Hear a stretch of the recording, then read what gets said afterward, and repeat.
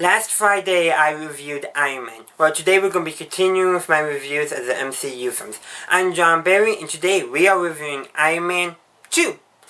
And so this film was released May 7th, 2010, and was also directed by Jon Favreau, as the same director as from Iron Man.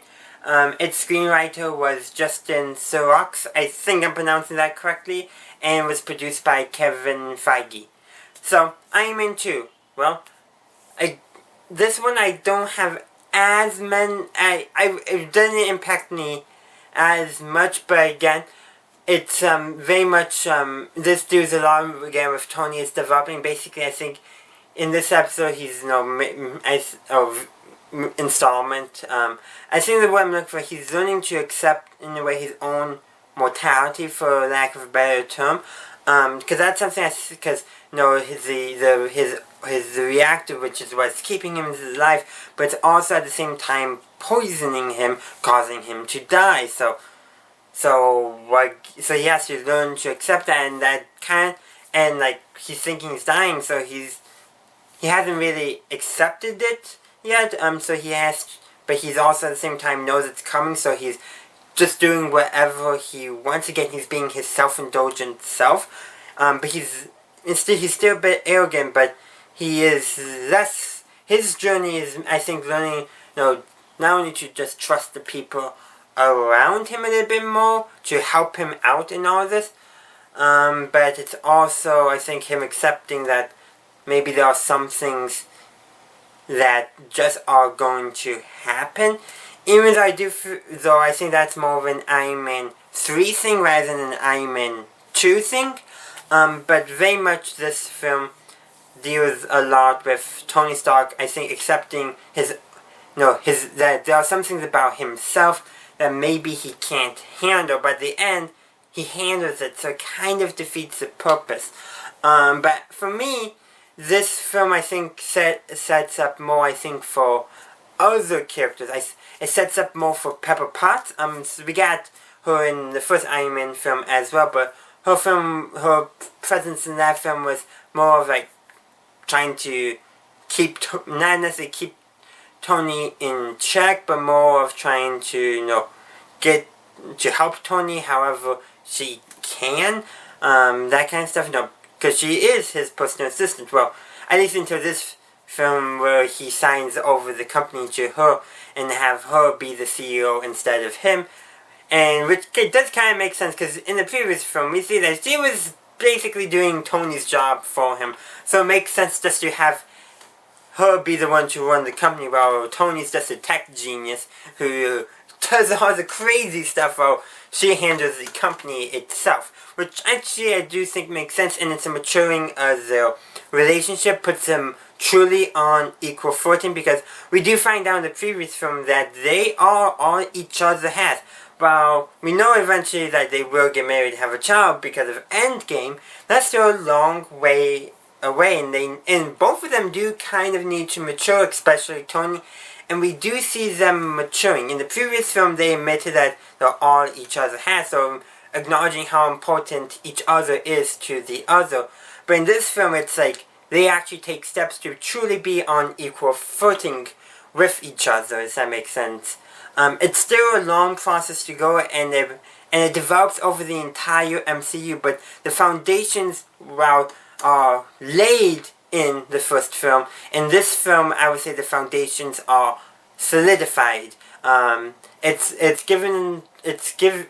the audience, are given a position where they can actually succeed at it. They acknowledge each other's roles and what they're good at, and they go for it. Because Tony still has his own problems, but opens up about his own issues, and mostly regarding the core in his arc reactor is killing him.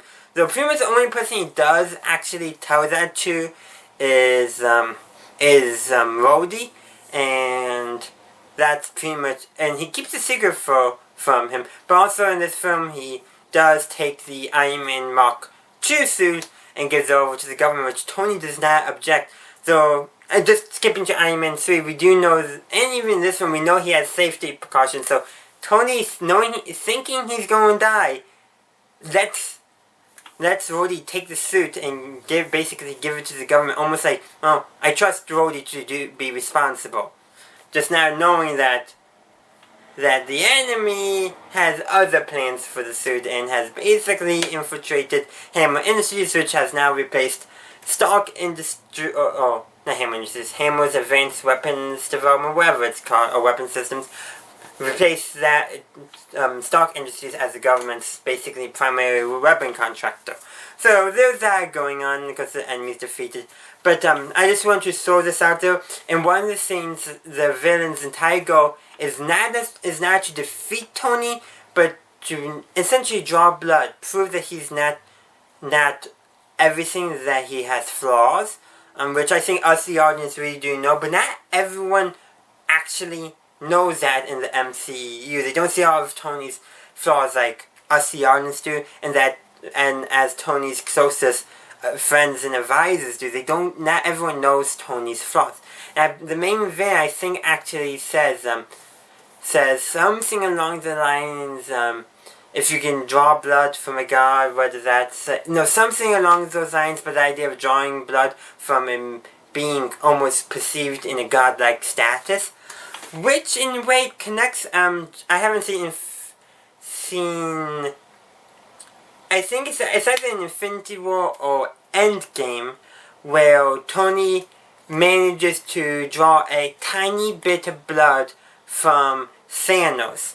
And Thanos' response was, all that for a drop of blood? I think that's a callback to this film. Not everyone's picked I did not pick this up myself. I actually saw this in the YouTube comments of other videos talking about, it was either Infinity War and Endgame. I really need to check that out for when I get to those films.